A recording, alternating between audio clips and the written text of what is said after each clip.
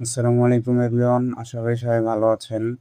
আজকে আপনাদের জন্য নতুন একটা খুবই গুরুত্বপূর্ণ ভিডিও নিয়ে আসলাম। যারা আপনারা এখনো বাইনারি ট্রেডিং এ ওভার ট্রেডিং করতেছেন, আজকের ভিডিওটা সে রিলেটেডই।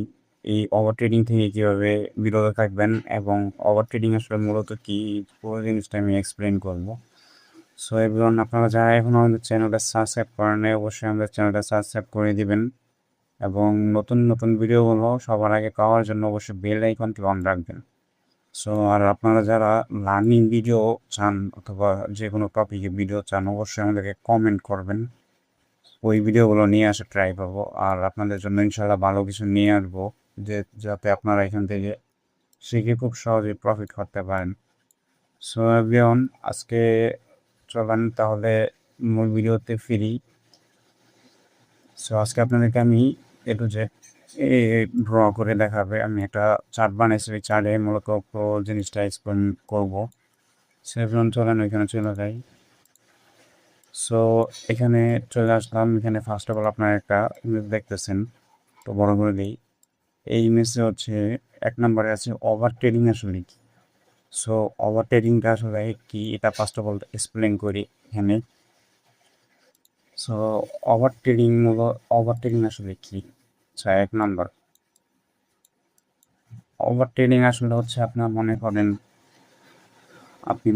আজকে $100 প্রফিট করছেন, তখন আপনার ভিতরে ঘিনি চলে আসতেছে। সো আমি তো মার্কেটে পাই, সো 50-টায় 100 বানাবো। সো আপনার কিন্তু টার্গেট ছিল 50, বাট আপনি মনে মনে ভাবতেছেন এই আজকে তো মার্কেট ভালো, আমি তো সব পারি। সো ওভার কনফিডেন্স আপনি বলতেছেন আজকে $50 আমি $100 কনভার্ট করবো। সো এটা নিয়ে আপনি মার্কেটে ঢুকলেন।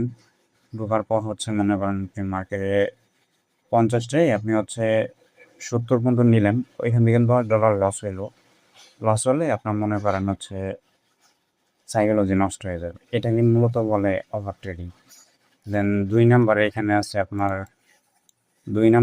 দেখা যাচ্ছে আপনার ক্যান ট্রেডার ওভার ট্রেড করা। এটা আসলে মেন ফ্যাক্ট।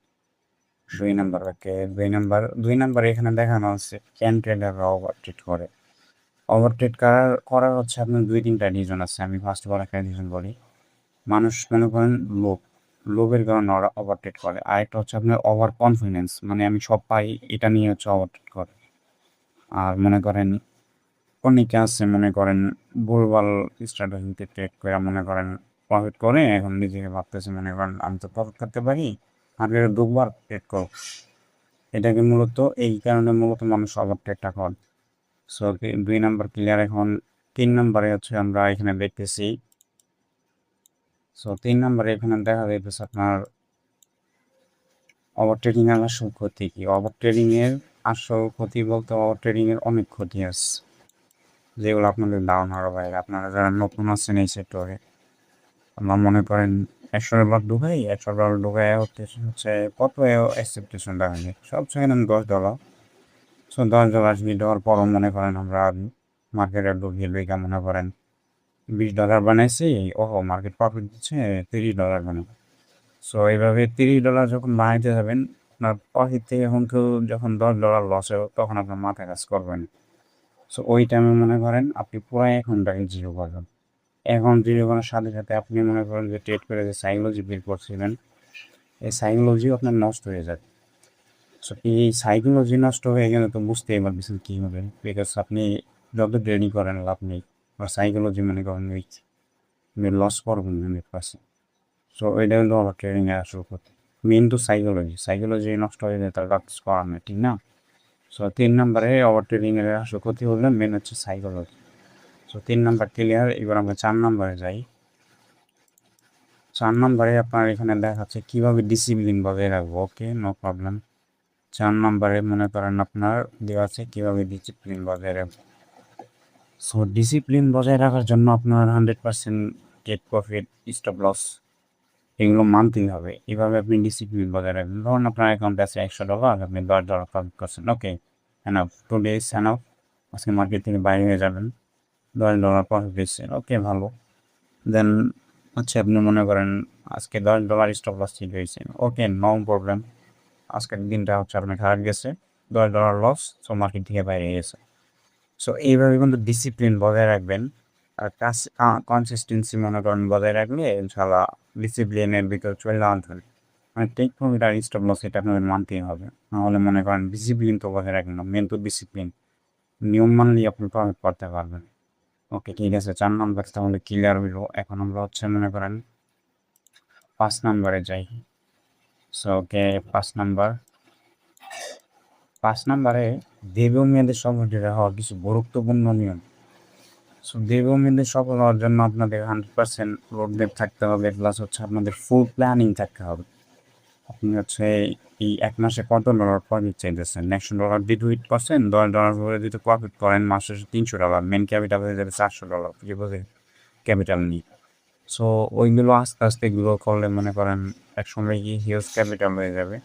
সো আপনারা মনে করেন একটা সময় কল্পনাও করতে পারবেন না আপনার $100 গিয়ে কত ডলার পৌঁছাবে। আর কনসিস্টেন্সি, ডিসিপ্লিন এগুলো অবশ্যই অলওয়েজ মানতে হবে, না হলে প্রফিট করা অনেক টাফ। বিকজ এখানে পুরোটা সাইকোলজিক্যাল গেম। সো আপনাদের মনে করেন লোক লোক কন্ট্রোল করতে হবে, আর ধৈর্য ধরে কাজ করতে হবে, পরিকল্পনা থাকতে হবে। আর মানুষের দিকে সাইকোলজি এগুলো মনে করেন অলওয়েজ বেস্ট থাকতে হবে। মার্কেটে কখনো মনে করেন পেন নিয়ে ঢুকবেন না, মার্কেটে মনে করেন ঢুকবেন একদম খোলামেলা মাইন্ডে। সো এভাবে কিন্তু দীর্ঘমেয়াদে কিন্তু একজন সফল ট্রেডার হিসাবে আপনি গড়ে উঠবেন এখান থেকে। সো যেমন আজকের 5টা টপিক ছিল, এই 5টা টপিক ক্লিয়ার করলাম। বিকজ বাইনারি ট্রেডিং এইগুলো অনেক গুরুত্বপূর্ণ। বিকজ আপনারা যারা এখনও ওভার ট্রেডিং করতেছেন তারা মনে করেন কখনো ভাই প্রফিটেবল হইতে পারবেন না। বিকজ ওভার ট্রেডিং মনে করেন আপনার ধ্বংস হয়ে দিতে ভাই, যেটা বাস্তব কথা। এবার আমি নিজেও করছি, আমি আমার হিউজ টাইম আমি আমার অ্যাকাউন্ট জিরো করছি ওভার ট্রেডিং অ্যাকাউন্ট। আমার টেক প্রফিট হিট হয়েছে, হিট হওয়ার পর আমি মার্কেটে বইটা মনে করেন $2 মিল করতে গিয়ে মনে করেন আমি আমার $400-500 অ্যাকাউন্ট খোয়াই ফেলছি, মানে জাস্ট $2। এটা বুঝে দেখেন ওভার ট্রেডিং মনে করেন কী পরিমাণে ক্ষতিকর। সো আপনারা যারা এখন ওই ওভার ট্রেডিং করতেছেন তারা দূরে সরে আসেন, বিকজ এগুলো আপনার সব হওয়া থেকে আটকায় রাখবে। সো আজকের ভিডিওটা এই পর্যন্তই ছিল। ইনশাআল্লাহ আপনাদের জন্য নিউ ভিডিও নিয়ে আসবো। সো যারা এখনো চ্যানেলটা সাবস্ক্রাইব করেন অবশ্যই চ্যানেলটা সাবস্ক্রাইব করে দেবেন। সো ইনশাআল্লাহ দেখা হচ্ছে নেক্সট ভিডিওতে। সবাই ভালো থাকবেন। আল্লাহ হাফেজ।